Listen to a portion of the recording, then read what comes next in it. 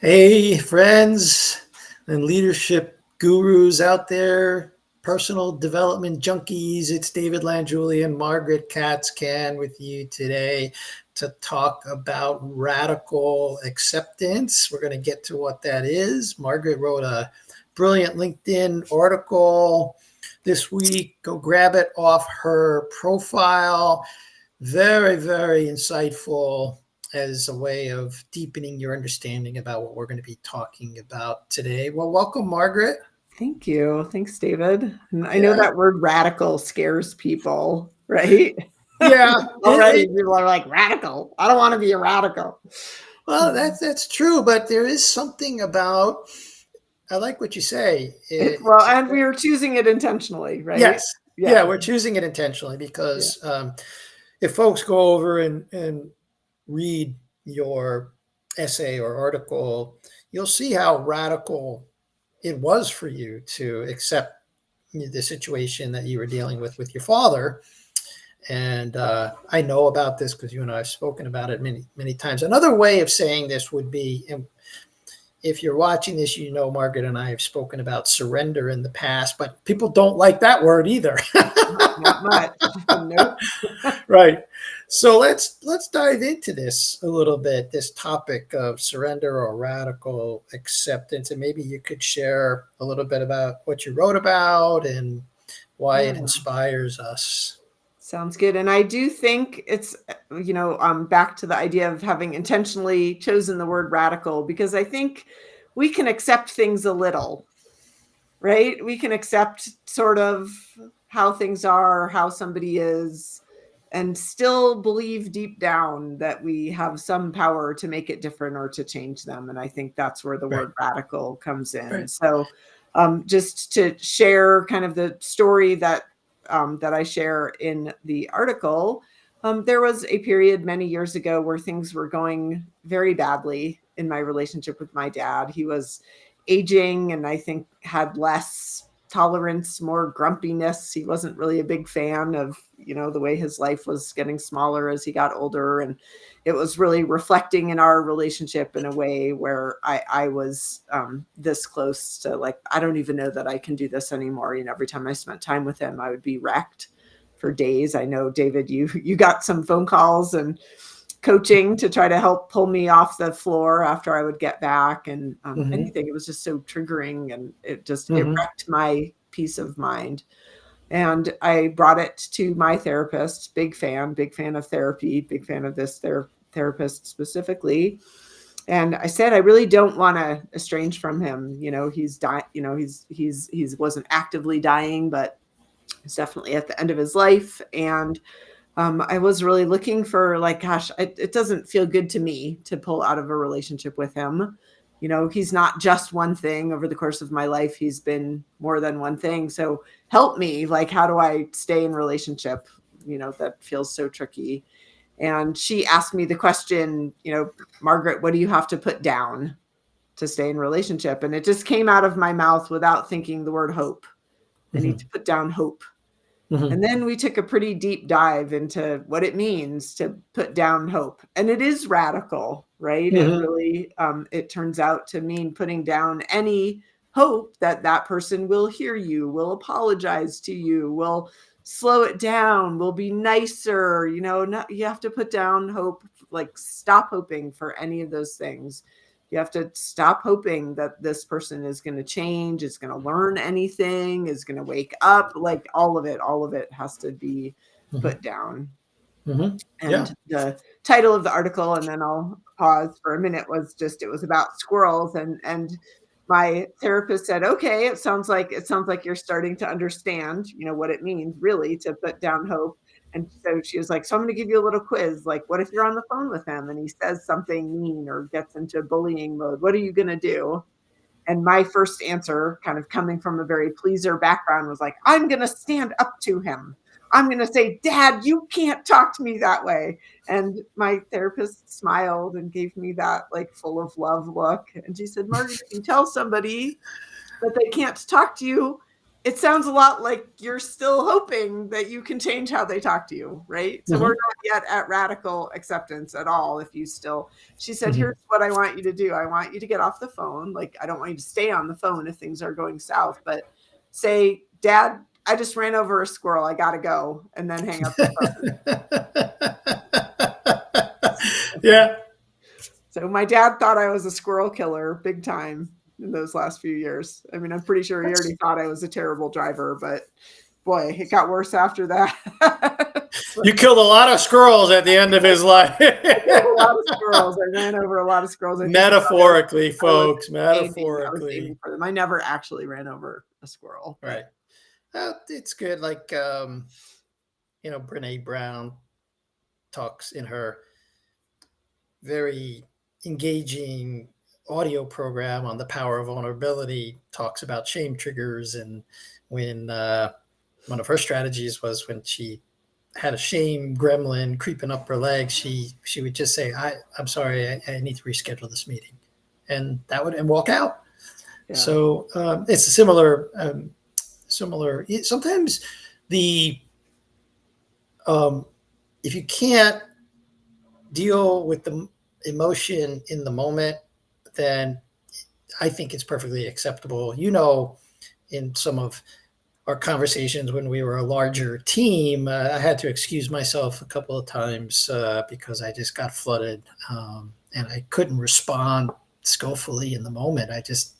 So sometimes it's better to, in my opinion, it's better to excuse yourself and say, we'll reschedule this and go do some PQ reps, sleep on it overnight, whatever it is that will help you to recover to self and radically accept whatever happened or didn't happen. And I think, David, you're really speaking to what I imagine is a very trauma-informed, like when we are flooded, when we are triggered, for anybody who has PTSD or, when you are suddenly no longer operating the wheel of, of your metaphoric body car, the kindest thing that we can do for ourselves is to stop trying to, act like a grown-up, right? It's actually just to care for ourselves until something's possible. But when we're triggered like that, right, no good conversations come of that. Only things we can't unsay. So yes, leaving is a gift to yourself. It is. And there's a way that some of you in the audience might be saying that, you're not willing to accept that you need to remove yourself from a situation. You see, there's another form of this radical acceptance called radical self-acceptance. So it's not just about, and yes, it is about accepting others and who they are. And if you choose to, that's a choice.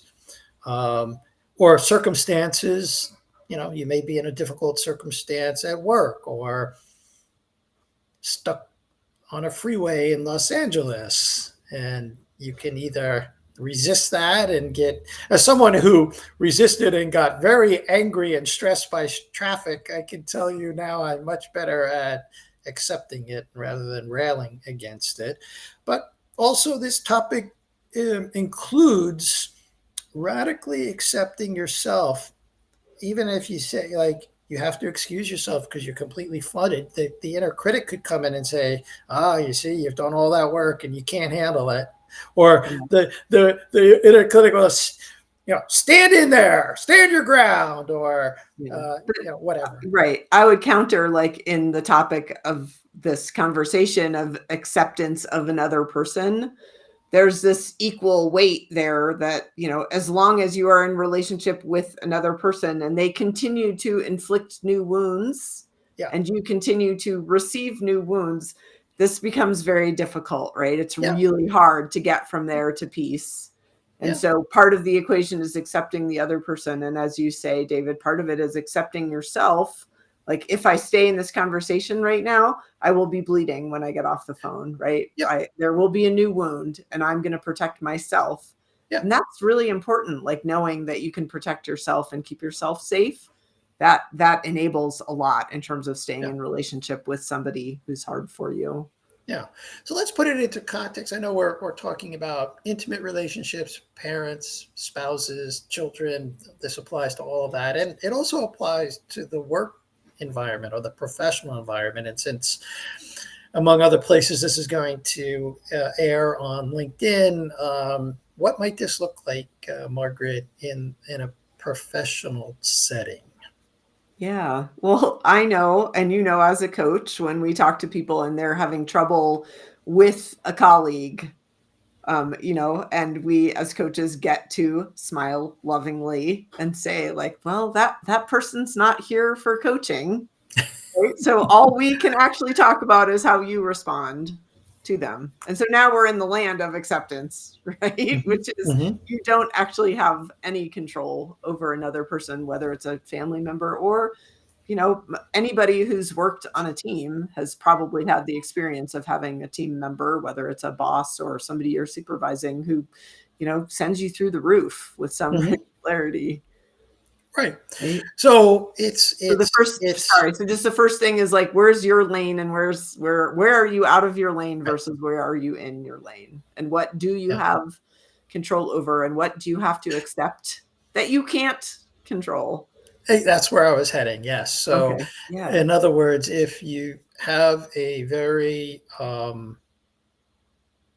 you have a, let's just say a supervisor or a boss who is very demanding in a harsh sort of way, um, that is, then you feel that not respectful.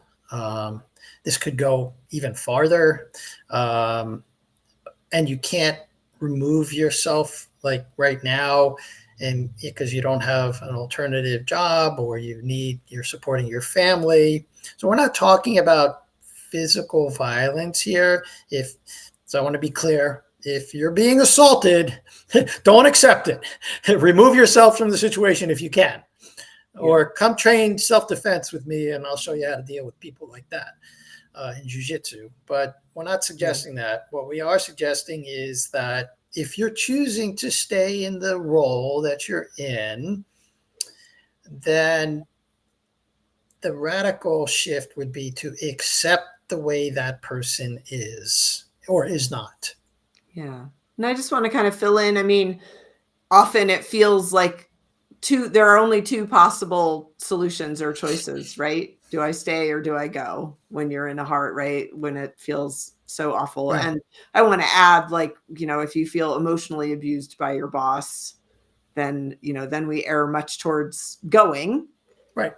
But that also comes from accepting that, that you are unlikely to change this person or the way that they interact with you. But I think what we're searching for is, what if there are more than two choices? What if there's a whole bunch of real estate in the middle about how you interact with this person that gives you more choice you don't have to, choice number one is stay and change nothing. And choice number two is leave, but that there are many, many choices in the middle of like, what can I do to respond differently, to leave to stand up and leave the room if I need to, right? Like, what are some strategies for me to be able to deal with a really difficult person?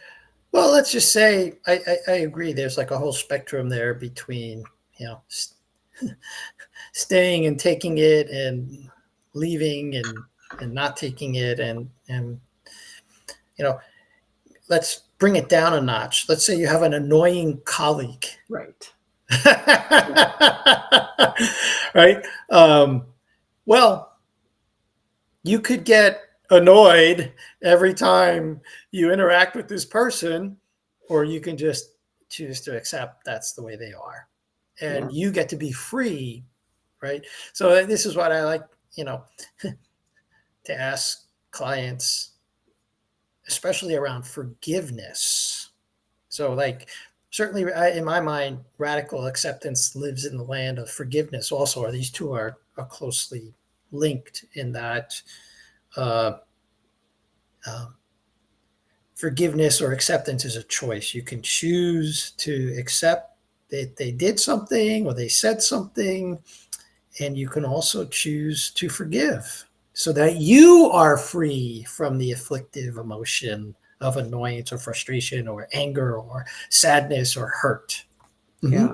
Yeah. And I feel like curiosity is another great tool to work towards acceptance and to work towards, I'm just thinking back to a situation where, um, you know, talking to a person runs a team. I mean, I feel like I've had this conversation with more than one person. And, if you have a team of 3 or 4 or 5 or 6, there's going to be one person who really just doesn't do meetings, even though you feel strongly that that there should be a meeting once a week for everybody to compare notes or to check in or to see each other live, that there's always one person who's going to who's going to get there late and sit at the conference table and not be able to put their phone down. And so we talked about curiosity as a strategy. Curiosity, one of the superpowers, or we call them the sage powers on our positive intelligence program. There's another one I think that's helpful, which is the navigate power.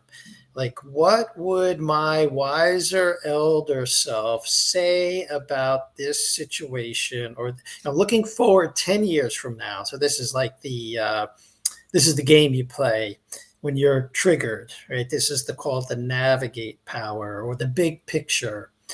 Like, what would my wiser elder self say about this situation, 10 years from now, looking back on it? Usually usually your wiser elder self comes back with like, oh, no big deal. Usually that's the answer that comes back, or something else. Yeah, absolutely. Yeah. One of the things I've enjoyed is there's a whole visualization to help us get in touch with that wiser elder self. And it's just really fun if you choose to do this, to close your eyes and imagine, where you're living, like where are you and what does the inside of your house look like and what do you have hanging on the walls 10 years from now? And it really kind of has helped me get into the spirit so I can visualize where I am when I go to ask my wiser elder self questions. Yeah. But yes, almost invariably the older wise self is like, don't sweat the small stuff, right? Like, are you sure you wanted to pick that battle? Like, right? That almost always is what my wiser elder self.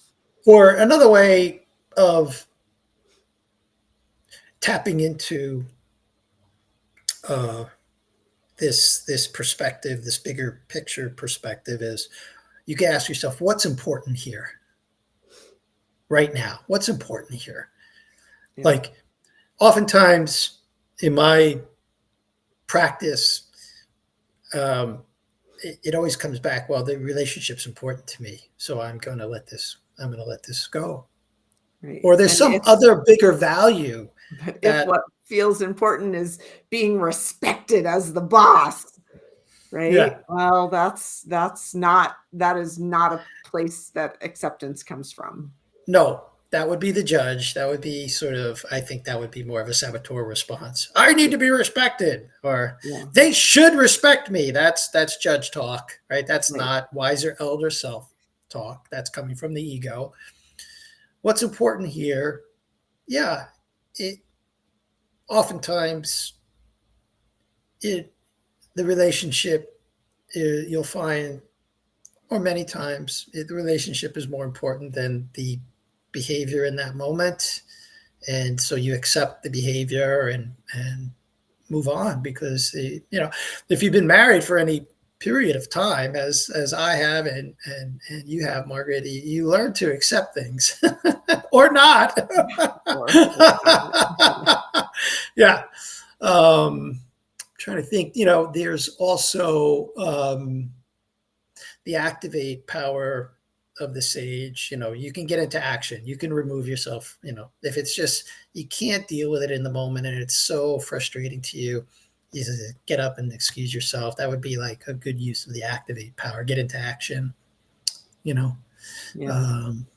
So those are some ways, tools. We said we would give you some tools. I do think that I'm kind of in the space right now. I'm going through the PQ program again, as you are, Margaret, because we both have clients, and there's some new, really good and new content in the app. And I'm sort of at the end where Shirzad, who's sort of the creator of this program, is encouraging us to love your body, like radically accept your body. And I'm having a lot of difficulties with my body right now. And boy, this is hitting me like an arrow between the eyes of just radically accepting the aging process and the breakdowns that are happening that I'm just not in control of. I'm doing what I can. But boy, so this radical acceptance really, how many times, folks, do you look in the mirror and you only nitpick stuff about yourself? Quite frequently, actually, I'd say more often than not, when you look at yourself, you're not saying, I love myself. Yeah, that would be radical acceptance. It is, but that's such a great example, David, because I think all of us deeply understand on some level, that shaking your fist at aging doesn't change the fact that we all are going to age right up until we stop aging, and then things are over, right? I mean, it's when you think about it kind of objectively, of all the places that we actually have so little power over, right. Years go by, we get older, and we can do what we can do, right? We can eat and exercise and sleep and do all of those things, use expensive face cream, like whatever it is that we believe. That's what you do, right? Use super expensive face cream. I go with the expensive. I just borrow my wife's. Which is actually it. She actually does have the expensive face cream in the refrigerator, and she's like putting it on last night. He says, "Oh, this feels like silk," and I was like, "Oh, good for you. If it makes you feel better, use it." Right. Well, and if you're stealing her face creams, she's going to have to radically accept you, isn't she? Yeah. I'm going to sneak it. So, but then when it's like half gone, when it's half gone, she'll be like, "What the hell happened to my face cream? Have you been using my face cream?" Go watch our video, sweetie. Accept it. So, you can go with it. Yeah. Go with it, Use your wiser Ella self. How big a deal was it that David used my face cream? Literally, we're digressing here. We're just having digressing fun. For giggles is never a bad thing. But I do think, this idea of aging, like when you're not looking at yourself, but you can kind of take a step out and you look at like how much effort we could put into resisting aging, and like, how's that going to go? Right. Right. Like, I had an incident yesterday. Margaret and I didn't have a chance to mention this to you before we got on, but I woke up with what seemed like, I lost Margaret, so I'll add her back. Hey, Margaret. I don't know what just happened there. I just disappeared. Technology. So I had an incident yesterday. I didn't mention this to you before, Margaret, but I woke up with what I thought was an ocular migraine. I've had one of these once before. It's my blurry field of view. Not so blurry. It's really weird. Like everything's moving, and a little headachy and nausea. And I felt absolutely miserable yesterday. And could be some other things that are going on with me right now with health, and it could have been a result of the anesthesia that I had for surgery a week ago. So who knows what it was. But boy, there was a piece of me that did not want to accept what was happening. And my wife was very concerned, as she often is, and checking in on me. And based on your article from yesterday, and based on my own work in positive intelligence, I just said to her, and I was basically saying to myself, I'm just accepting that this is what's happening right now. I'm not trying to fix it. I don't feel like I'm in any danger, or I'm breathing fine. My heart rate is fine. My blood pressure, there's just something going on. Mm-hmm. And that was very helpful. that was very, this is an example I'm giving you from my own life, like yesterday. And so I'm thinking maybe there are like three realms that we could invite the audience to consider radically accepting something that they're resisting, in the realm of some circumstance that you're involved with, some relationship you're involved with, or something about yourself that you're unwilling to accept right now. Yeah. And just think about, what really is the deeper meaning of accepting? What do you have to accept to really fully inhabit, like, I have accepted this? Yeah. What do I need to let go of? Hint, it has to do with not fighting or wishing it was different, right? Not believing that you have power to change it, like fully understanding. Not smoking hopium. Not smoking hopium, exactly. Right. Yeah. Or, wishing that it wasn't happening. Yeah. And just to circle back, like when I really did practice radical acceptance with my dad, it created an enormous amount of peace in our relationship. It was not warm and fuzzy. There were not unicorns and bunnies on every day, but I didn't get wrecked by spending time with him. It just, something really, really shifted, and we had some great laughs together. And, in the months leading up to, he did pass away in October of 2024. And it felt good to me to be able to be part of his life. And it felt amazing to me to find myself less reactive. Yeah. So a lot is possible that you don't even know. You just don't even know yet what it feels like to feel peaceful in a relationship if you're still fighting it. I like what you're saying, Margaret. I think we touched upon it earlier, is that when you radically accept some situation, some person, or yourself, you are the one that gets to be at peace. You are the one that gets to be free. So you're not doing this for the other person. You're doing this for yourself so that you can be free of whatever afflictive emotion is biting at your heels right now. Yeah. All right. Anything else, Margaret? No migraine today, I hope. What happened when you accepted that yesterday? I was more peaceful. I had already been making progress through the day, so it calmed me down, and it calmed my wife down. So that's another thing. There is an impact like that, as you said with your father, when you radically accepted what he was going through. Not only were you at peace, but it seems like your interactions with him, maybe even his interactions, improved, or at the very least, you were willing to be with him. Yeah. He sensed something different too. I feel like one great way to think about this is, both my dad and I, as everybody is in a relationship, are two parts in the same engine.